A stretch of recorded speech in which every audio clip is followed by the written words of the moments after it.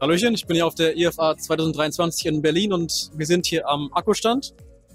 Akku ist hier mit Monsgeek da und bei denen werden wir uns jetzt mal ein paar Keyboards zusammenbauen. So, wir gucken uns jetzt hier mal Keyboards an. Das sind ja altbekannte, hier die ganz normale 3068W Plus. Die hatte ich auch schon mal in weiß, aber in ISO.de. Dann natürlich die Acer Pro 68, einer meiner Favoriten. Leider nur in schwarz und nicht in weiß. Die kenne ich auch noch. Habe ich auch noch zu Hause rumliegen für ein Review. Dann die Mod 07 PC. Dann hier die Horizon, die hatte ich auch schon mal. Nochmal die Mod 07 PC, aber in die ganzen Game- und Anime-Collabs. Anime ist da hinten noch, gucken wir uns gleich mal an. Und sonst hier nochmal eben die PC 75B und die 98% Boards. Hier sind wir jetzt im Monsgeek-Bereich. Hier haben wir einmal das neueste Modell, die Monsgeek M7B.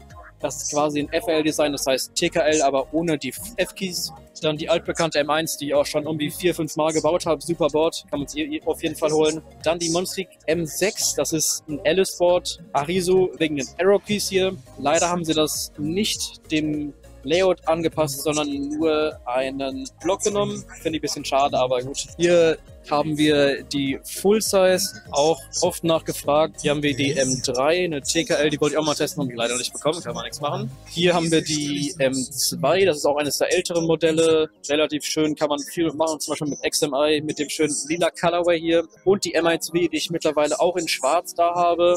Finde ich ein bisschen schade, dass man hier die Keycaps nicht normal gemacht hat, sondern so Gradient und Side-Printed Legends. Jetzt sind wir hier an der DIY-Stage. Hier kann man einmal die SPR 67 bauen. Das ist ein Spring-Mounted Board, das werde ich einmal machen. Und dann haben wir hier vorne noch die Mod 007 V3 mittlerweile. Das heißt, sie hat auch South-Facing LEDs. Also hat man da auch keine Probleme mehr mit Cherry Keycaps. So, hier haben wir das Case der SPR 75. So. Dann andersrum. So. Die Stabilizer sind anscheinend schon vorinstalliert, leider noch nicht pre-looped. Das heißt, wir müssten die nochmal auseinandernehmen, aber ich habe keinen Loop dabei, also werden wir die wohl ohne bauen.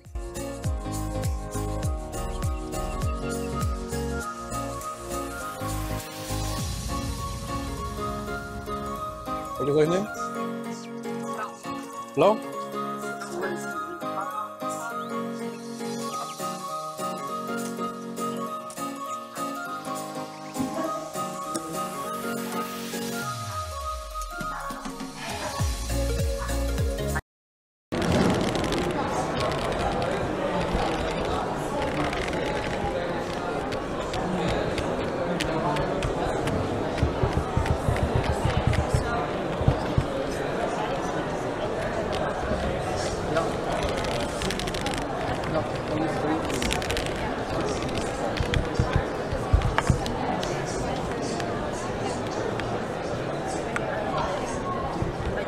Was ihr vielleicht schon von SteelSeries und Routing kennt, sind die Hall-Effect-Switches. Die sind besonders gut für Gaming, denn man kann, wie man hier sieht, den Actuation Point bis zu 0,2 mm nach oben einstellen. Das heißt, direkt nach 0,2 mm runterdrücken, wird der Switch aktiviert. Also für Gaming extrem gut. Das werde ich jetzt mal eben ausprobieren. So, wenn wir jetzt einmal hier drauf gucken, sind wir einmal in Valorant und ich habe jetzt mal alle Switches zu 3,8 mm Actuation Force gesetzt. Das heißt, wenn wir jetzt einmal runterdrücken, dann wird er erst am Ende aktivieren. Normalerweise ist es eigentlich schon ein bisschen früher. Wenn wir jetzt nochmal in die Software zurückgehen, dann können wir das Gleiche hier nochmal ganz nach oben stellen, 0,2. Das ist bisher nicht das schnellste, es geht bis 0,1, aber das merkt man am Ende eh nicht mehr. Wenn wir jetzt einmal draufdrücken, sieht man, man drückt den Switch schon ganz, ganz leicht runter. Man berührt ihn kaum und es bewegt sich schon. Das heißt, das für Gaming ist ein ziemlich gutes Feature, aber sich deutlich schneller bewegen kann.